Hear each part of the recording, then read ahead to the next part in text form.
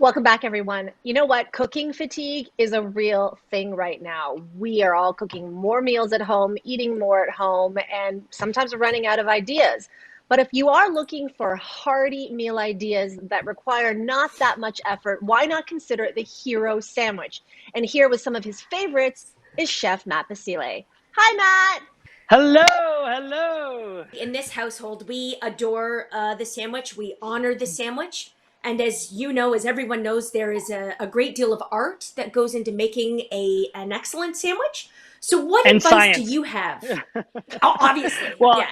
you nailed it, right? There's so many different things that make a good sandwich possible. I love them because they're fun and as long as they kind of capture all the elements, the ooey and gooey and cheesy, but then there's some crunch factor to it as well. And let us not forget the true hero of a sandwich is the good quality bread. You know, you need to have good bread, and every bread for different sandwich is kind of unique, and they all play a part. And I think it's something we should really pay attention to when making a sandwich. Right, but I'm curious about the hero distinction. And I think it's Hmm. almost like, television hosts. There are regular ones and then there are Jeff Allens. So what is the difference between a regular sandwich and a hero sandwich? Well, I'm so glad you asked me that, Lainey, because so like the submarine or the hoagie or the hero sandwich, they're all like first cousins. It's basically the same thing, tomato, Hmm. tomato, but it's really, what you're putting into it that matters. A hero sandwich or hoagie, like we said, it's meant to be super messy. It's filled with tons of ingredients. It's definitely going to be the first and only meal you have that day. Should probably come with a side fork to eat up all the awesome stuff that falls out of it. And on top of it, it should come with a napkin or a bib because you are a huge hero if you get none of it on your shirt. All right, so let's talk about some of these hero sandwiches in front of you, these masterpieces. I see that you have one of my favorites. It's a po' boy sandwich. Can you tell us about this? Yeah, so I have a fried shrimp po' boy over here. It's a classic New Orleans sandwich. You can't go to New Orleans without having a po' boy. Typically, or traditionally rather, it's fried shrimp or fried oysters. Lettuce, tomato, aioli, a great Louisiana hot sauce. In this case, I use homemade Scotch bonnet sauce. And one of the most important things is that it's always served on a classic French roll. Ah, okay. How did you actually make yours? Because I love a po' boy as well, shrimp po' boy or an oyster one, but I would just never do it at home. It's so easy. I guess that's the thing. People think it's fried, therefore it's a lot harder to do. Clean your shrimp, make sure all the tails and shells are off. Whisk an egg in one bowl. Have a little bit of seasoned rice flour in the other bowl. It can be some garlic powder, some salt, a little bit of paprika. You literally do an egg wash with the shrimp in one bowl, transfer it to the flour bowl, dredge that, get a nice little light flouring on it, and then you're looking at about 4 minutes aside and a little bit of oil in a pan. And it gets so nice and crispy. Remove it from that oil, place it in a bowl. I like to put a little bit of paper towel in the bowl too to kind of absorb some of that oil. And then what you can do is from there, remove it from that bowl, get a little fresh lemon on there and a little bit of hot sauce right on the shrimp. Give it a little toss like they're chicken wings. Throw it right in the bun. Then with it, I've got some creamy coleslaw. It's cabbage, it's carrots, then there's the lettuce and the tomato, and a little bit of garlic aioli. Oh my God, I'm so hungry right now. And I'm even hungrier because next up, you've made a meatball sub that you're pretty proud of. So tell me, what takes like a regular meatball sub that's like right here to one that's like up there? Great question. I absolutely love meatball subs, but you cannot make a great meatball sub without great meatballs. And it all starts with that. Doesn't matter how much cheese you use or how much sauce you cover it in. If your meatballs are no good, your sub is no good. Simply put. Okay, well, you open the door there. What Yeah. is your meatball recipe? We all have one, I think. So why is yours Mm-hmm. better than mine? Well, I'll tell you exactly why mine's better than yours. It was handed down to me from Nonna. Nonna said, "Here, Mate, take my meatballs and guard them with your life." So it's really simple actually to make a good meatball. You want to get a nice blend of ground pork and ground beef. Pork has a little bit more fat and flavor. Beef holds up a little better, so together the two make a great meatball. And the trick is you soak bread in milk, like just some white bread, or if you have a little bit of bread Yes. lying around the house, you soak it Yes. in 2% milk. And what that does is you're adding, so it absorbs it like a sponge. You're adding moisture from the milk, you're adding fat from the milk. You then blend that into the meats. So then now Yes. you shouldn't even be able to see the bread in there. It all gets blended together.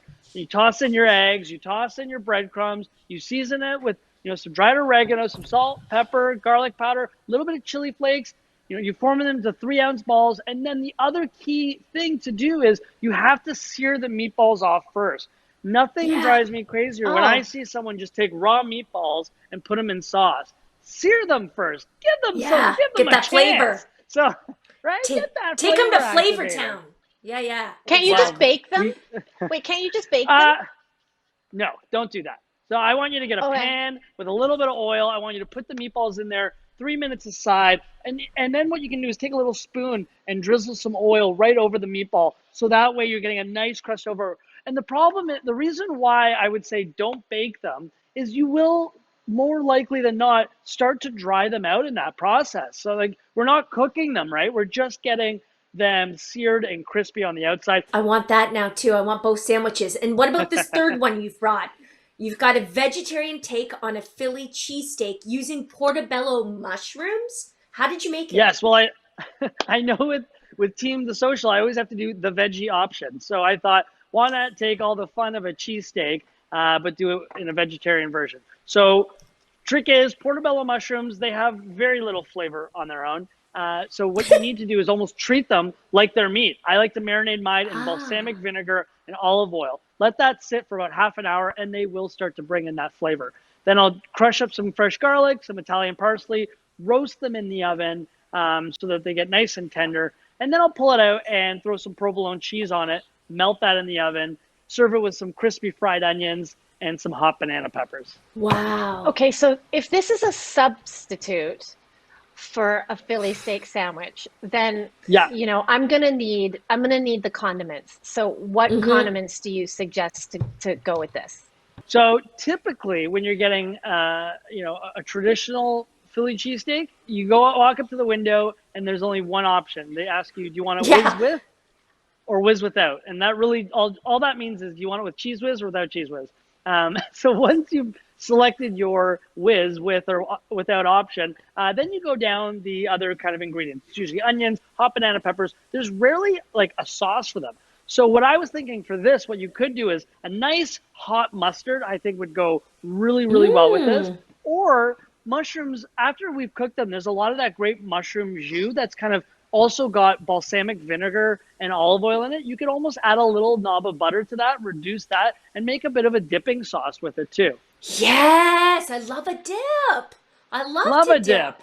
Matt, your final sandwich is a classic. We're talking about a turkey melt. So tell us about your layering technique for this guy. Yeah, so I'm gonna make one here just for you and you and you and you and you and you and you and everyone watching. So we have here a hoagie roll. I've got some mayo on the bottom and honey mustard on the top. It's very important to put.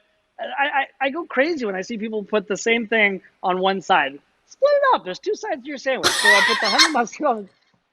Come on. Honey mustard on the top, a little mayo on the bottom, and then in this hot skillet here, which I've just grabbed with my bare hand, we're gonna grab this. I'm kidding. It's not hot. We got. So I have Swiss cheese melted right over homemade turkey breast, and I love turkey breast because it's a leaner meat, but I think it still has tons of great flavor. The Swiss cheese melted, so good, so creamy, and then I've got crispy bacon, which I've baked in the oven, and I add the bacon. Okay, then we have here some pickles. There's two kinds of people in this world, Yes. people that love pickles and people that don't. So we got some Oh, fresh wow. avocado, a little bit of tomatoes, right? And then a little lettuce just for some crunch, right? Okay, can we just back up with the bacon? Because before you said don't bake the meatballs, and now you're baking Yes. bacon. So Yes. I'll tell what's you with the why, baking of the Lainey. bacon?